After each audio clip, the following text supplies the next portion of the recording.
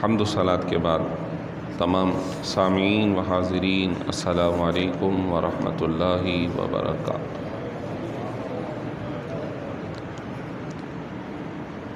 الحمدللہ جمعۃ المبارک کے اس بابرکت موقع پہ ہم سب حاضر ہیں۔ اللہ تبارک و تعالی ہماری حاضری کو قبول فرمائے، جو سیکھیں سنیں اللہ تعالی عمل کی توفیق عطا فرمائے۔ یقیناً آپ کے علم ہے 2-3 جمعوں سے میں غیر حاضر رہا، لیکن الحمدللہ 2 جمعے حرم مبارک میں اور 1 مسجد نبوی میں پڑھنے کی سعادت حاصل ہوئی۔ آپ سب کو دعاؤں میں یاد رکھا، سلام عرض کیا۔ اللہ تعالی ہماری عرض کو اپنی بارگاہ میں قبول فرمائے۔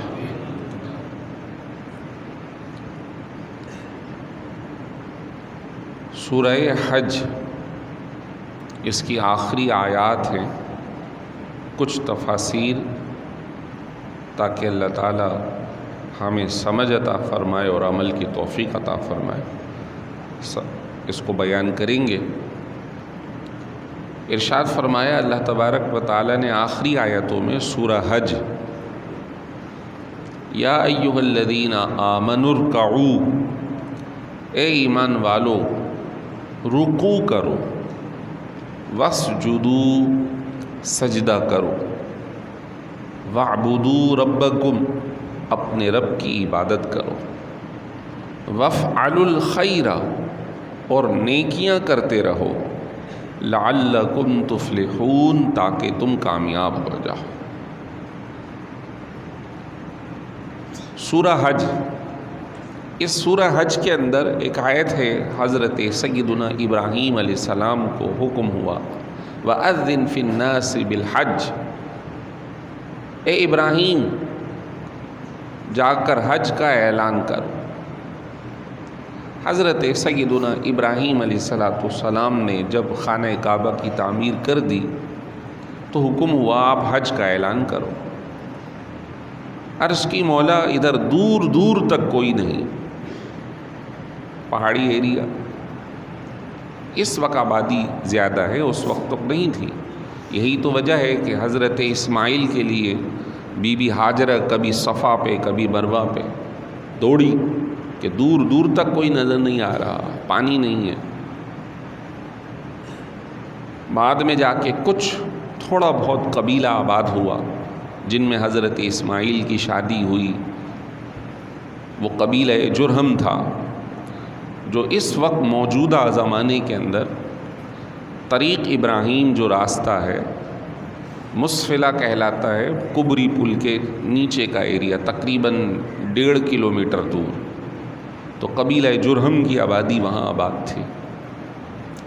تو مسفلہ میں حضرت ابراہیم کا قبیلہ یا حضرت اسماعیل کا قبیلہ آباد تھا۔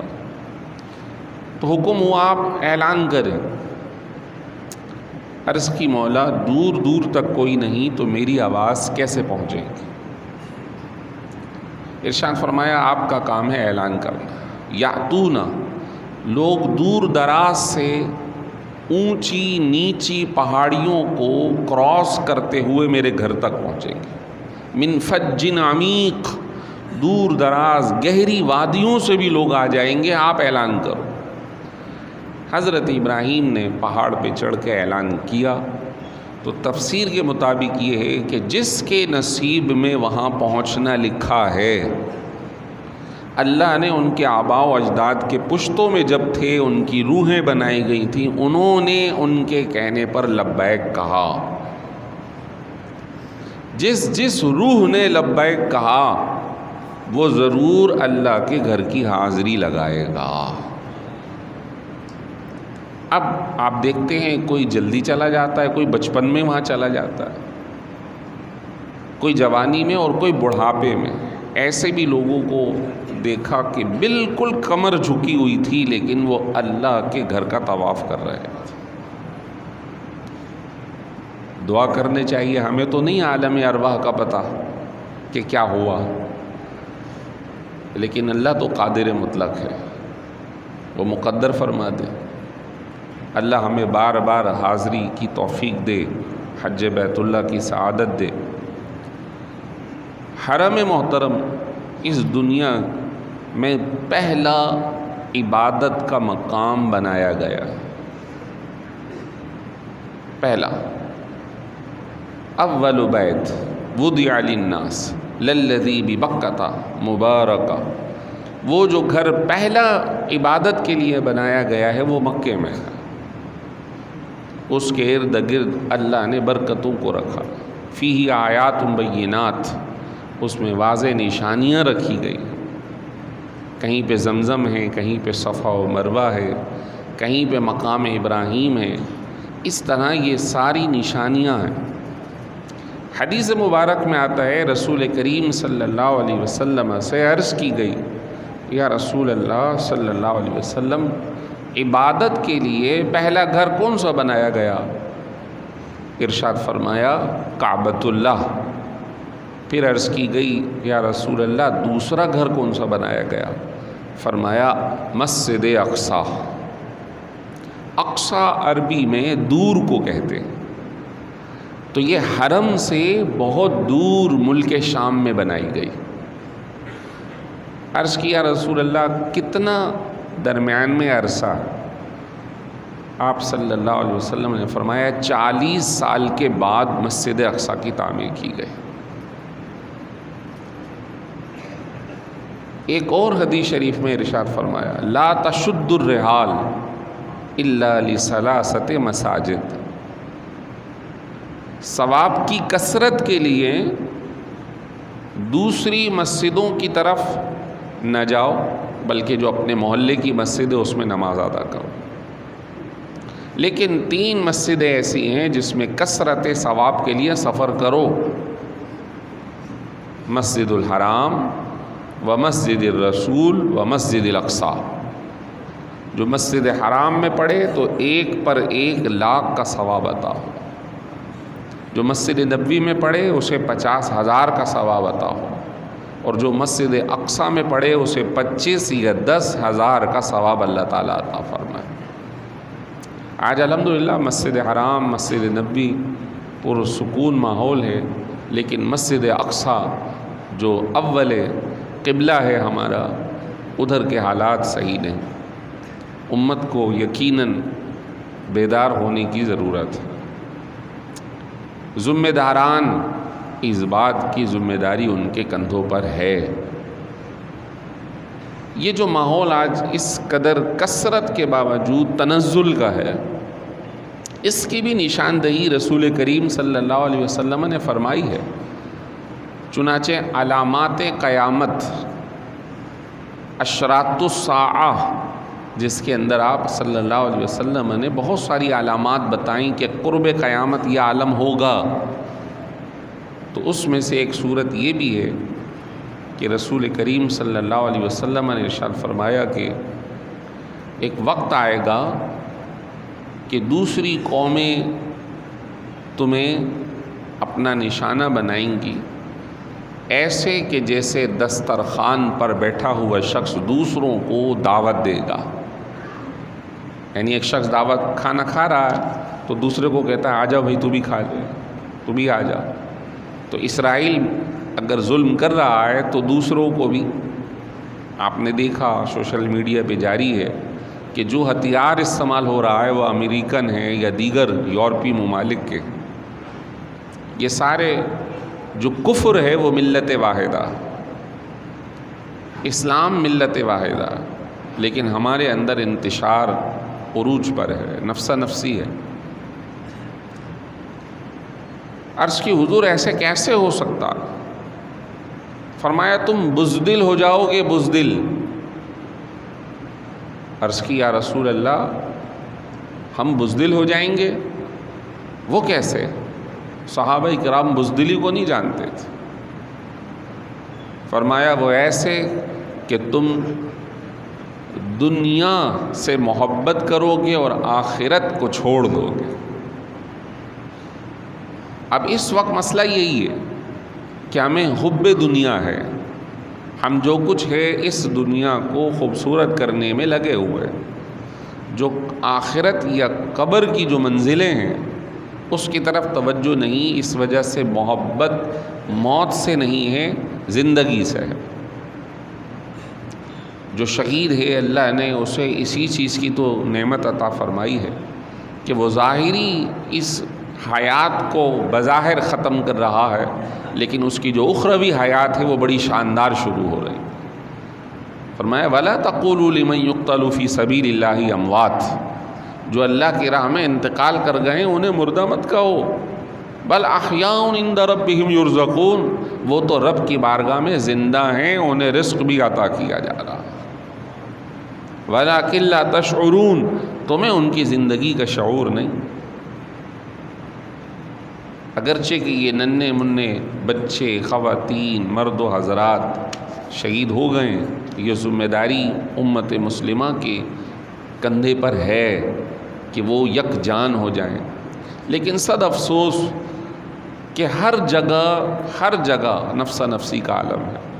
حرم میں موجود تھے تو امام صاحب تو خوب دعا کر رہے ہیں اللہ فلسطین کے لوگوں کی حمایت فرما، لیکن اسی دوران حکمران ریاض کے اندر شو کر رہے ہیں جس کے اندر بڑے بڑے ایکٹروں کو، باکسروں کو، نہ جانے کن کن لوگوں کو بلا کر ایک ہی دن میں ادھر بمباری ہو رہی ہے، اور ریاض کے اندر خوب شاندار قسم کا دنیاوی اعتبار سے پروگرام ہو رہا ہے۔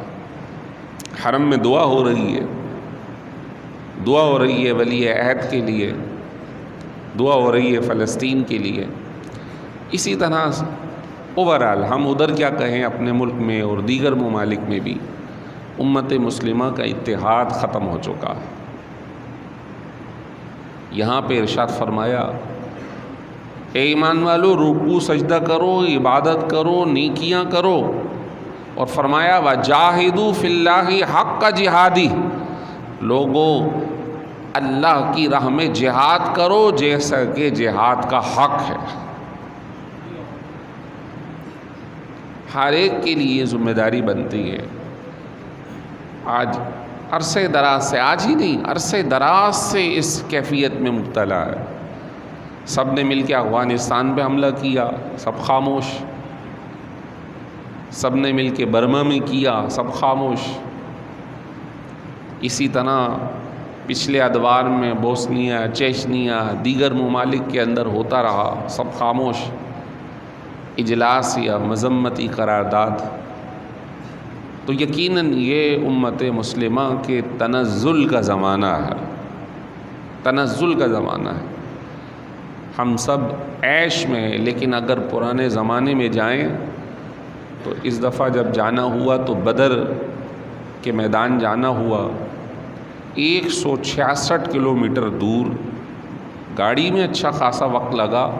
مسلمان مدینہ منورہ سے وہاں گئے، اوپر نیچے پہاڑ طے کر کے، اور وہاں جا کر چند ساز و سامان کے ساتھ ہی اللہ کی راہ میں کھڑے ہو گئے۔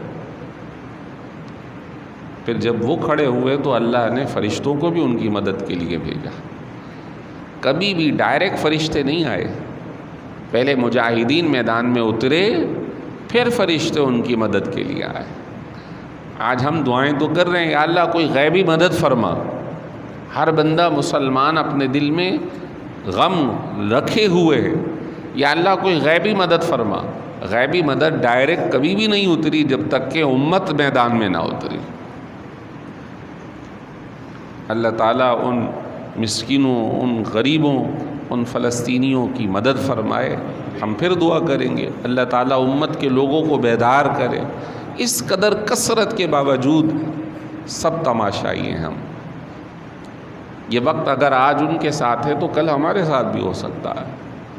وہ بھی وقت تھا کہ جس سندھ میں ہم بیٹھے ہیں تو ایک ماں نے پکارا تھا تو ایک سربراہ نے ہی یہاں اپنی جماعت بھیج دی تھی۔ الحمدللہ آج پورا علاقہ اسلام سے سرشار ہے، ہماری نسلیں اسلام کے ساتھ وابستہ ہو گئیں۔ یہ ان کا احسان ہے۔ بعض لوگ ان کو بھی کہتے ڈاکو تھے، قابض تھے، انہوں نے ہمارے سندھ پہ آ کے قبضہ کر لیا۔ یعنی اب تک وہ ذہنیت، سوچ اور فکر جائیداد اور زمینوں کی ہے، نظریاتی فکر آج تک لوگوں کے اندر بیدار نہیں ہوئی۔ کیا یہ صحیح تھا کہ جائیداد تمہارے پاس رہتی لیکن تم جہنم میں جانے والے ہوتے؟ کیا یہ صحیح تھا کہ تمہارے آباء و اجداد اور نسلیں انہی پتھروں کو پوجا کر رہی ہوتی؟ یا یہ صحیح ہے کہ جائیداد بھی تمہارے پاس ہے اور ایمان کی دولت بھی اللہ نے عطا فرما دی؟ وہ کون سے رہ گئے؟ انہوں نے اپنی کون سی جائیدادیں بنا لی یا اپنے ساتھ قبر میں لے گئے؟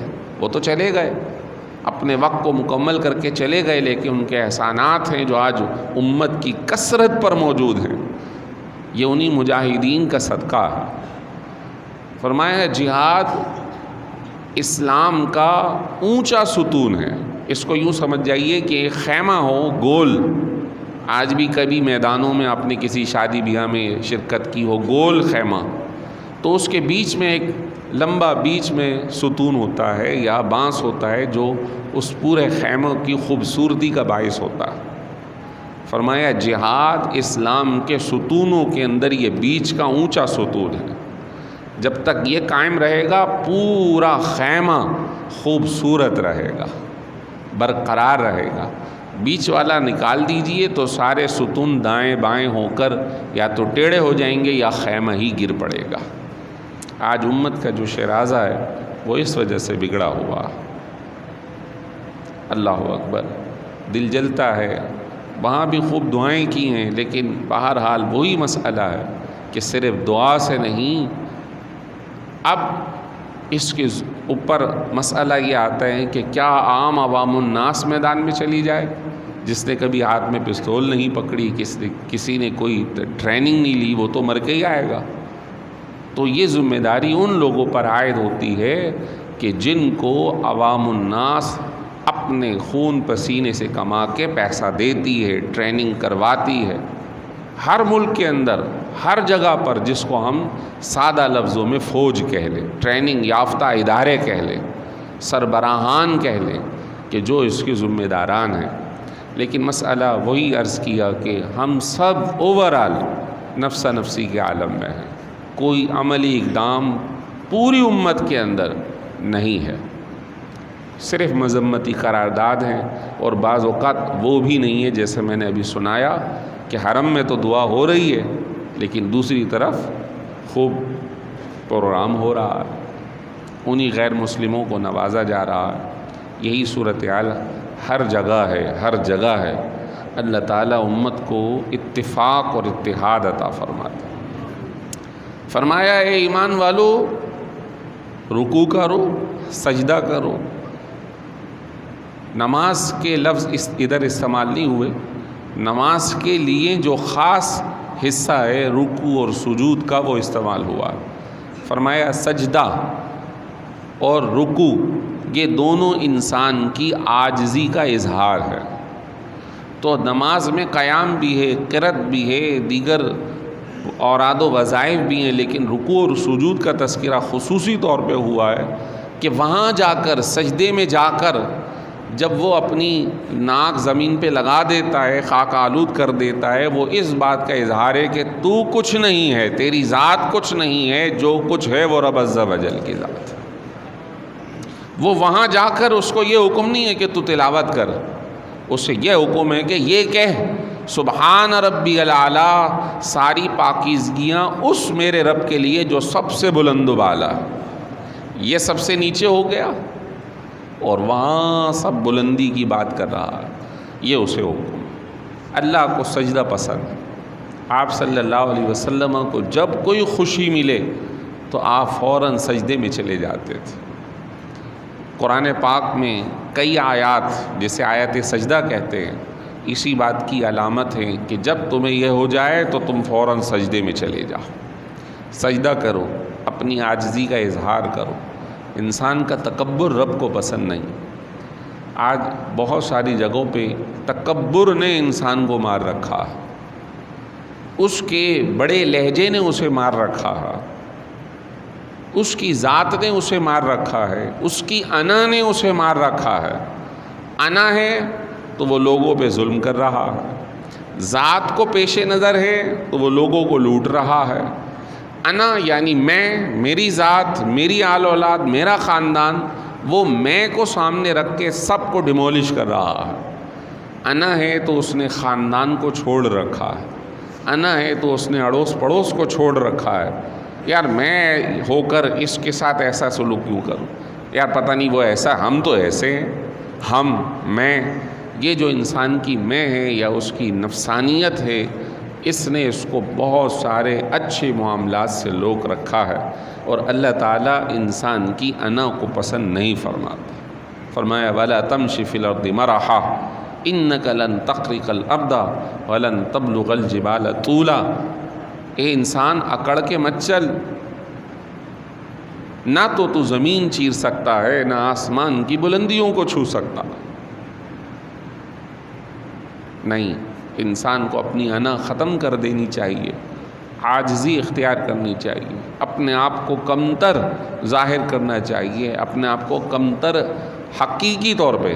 یہ بھی ایک بسا اوقات ریاکاری کی کیفیت میں حضرت عمر فاروق رضی اللہ تعالیٰ عنہ نے ایک بندے کو دیکھا، وہ بالکل ٹیڑھا ہو کے نماز پڑھ رہا، نماز سے فارغ ہوا، بھئی یہ کیا کر رہے ہو؟ عاجزی دل کے کیفیت کا نام ہے، تمہارے ٹیڑھے ہونے کا نام نہیں۔ عبادت سنت کے مطابق ادا کیا کرو، سیدھے کھڑے ہو جاؤ، گردن سیدھی ہو، پھر دل میں خیال کرو کہ میں کچھ نہیں ہوں، سب کچھ میرا مولا ہے۔ تو ریاکاری میں بھی نہ جاؤ کہ ریاکاری میں تو بڑی عاجزی دکھا رہے ہو، اندرون خانہ نفسانیت بھری پڑی ہے۔ نہیں، بسا اوقات لوگ منہ پہ بڑے میٹھے ہوتے ہیں اور اندرون خانہ تیز چھریوں اور تلواروں کی طرح ہوتے ہیں کہ کاٹ کر رکھ دیں، دو لخت کر دیں۔ ایسے لوگوں کو اللہ نے منافق قرار دیا۔ نہیں، ظاہر اور باطن دونوں، خوبصورت بھی ہو، نرم بھی ہو، پیارا بھی ہو، دوسروں کے لیے برائیاں دلوں میں نہ لاؤ۔ رسول کریم صلی اللہ علیہ وسلم کی تعریف فرمائی، فَبِمَا رَحْمَةٍ مِّنَ اللَّهِ لِنْتَ لَهُمْ، اے حبیب اللہ کی رحمت سے آپ لوگوں کے لیے بڑے نرم ہیں، بڑے نرم ہیں، شفیق ہیں، مہربان ہیں۔ وَلَوْ كُنْتَ فَظًّا غَلِيظَ الْقَلْبِ لَانفَضُّوا مِنْ حَوْلِكَ، اگر آپ تیز مزاج والے ہوتے، اگر آپ زبان کے تیز ہوتے تو یہ لوگ کب کے آپ سے دائیں بائیں ہو چکے ہوتے۔ انسان کا نرم مزاج ہونا، پیارے لہجے والا ہونا، مسکرا کر کسی سے مل لینا، یہ صدقہ ہے، یہ انسان کی محبت کو دلوں میں ڈالتا ہے۔ آپ اور ہم کسی کے ساتھ کیا کر سکیں گے مدد جو میرا رب عز و جل روزانہ اسے نعمت عطا فرما رہا۔ ہماری تو یہ کیفیت ہے کہ کسی کو گلاس پانی پلا دیا تو اب اس انتظار میں کہ وہ 2 گلاس مجھے پلائے گا، جبکہ رب عز و جل بلا حساب عطا فرما رہا، پیدا ہونے کے ساتھ دیا، موت تک دیا، دے رہا ہے، کبھی نہیں فرما رہا۔ اور یہاں بھی دیکھیے یہ ارشاد فرمایا ہے، لوگوں رکوع سجدہ کرو، رب کی عبادت کرو، خیر کرو، لعلکم تفلحون، تاکہ تم خود کامیاب ہو جاؤ، مجھے ضرورت نہیں، لعلکم تفلحون، تم کامیاب ہو جاؤ، تم اپنی کامیابی کے لیے یہ کام کرو۔ وفعلوا الخیر، خیر کے اندر یہاں پہ علماء نے بات کی ہے کہ خیر کیا ہے۔ عبادت رکوع سجدے کے بعد الگ سے خیر کا تذکرہ آیا ہے، تو اس چیز کو یا اس ذہن کو صحیح کرنے کے لیے ارشاد فرمایا ہے کہ لوگ صرف نماز روزے کو عبادت سمجھتے ہیں، نہیں، نماز روزہ بھی عبادت ہے، اس کے علاوہ بھی خیر ہے۔ جیسے میں نے کہا خوش اخلاقی خیر ہے، کسی سے مسکرا کے مل لینا خیر ہے، اڑوس پڑوس کا خیال کرنا خیر ہے، حلال حرام کی تمیز کرنا خیر ہے، اپنی ذمہ داریوں کو ادا کرنا خیر ہے، اور اس خیر کے اندر بھی ریاکاری کا دخل نہ ہونا یہ بھی خیر ہے۔ ارشاد فرمایا وَنَبْلُوكُمْ بِالْخَيْرِ، ابھی عرض کرتا ہوں، وَنَبْلُوكُمْ بِالشَّرِّ وَالْخَيْرِ فِتْنَةً، ہم تمہیں آزمائیں گے خیر و شر سے، شر کے ذریعے بھی تمہیں آزمائیں گے اور خیر کے ذریعے بھی۔ تو خیر کی کیفیت یا شر کی کیفیت یہ بھی ہو سکتی ہے کہ کبھی مشکل میں تمہیں آزمائیں گے اور کبھی تمہیں خوشحالی میں آزمائیں گے، کبھی شر کے ذریعے آزمائیں گے کہ تم شر کی طرف تو نہیں جا رہے، اور کبھی تمہیں ہم خیر کے ذریعے آزمائیں گے۔ انسان ذرا سا کہیں پھنستا ہے تو شر کی طرف چلے جاتا ہے.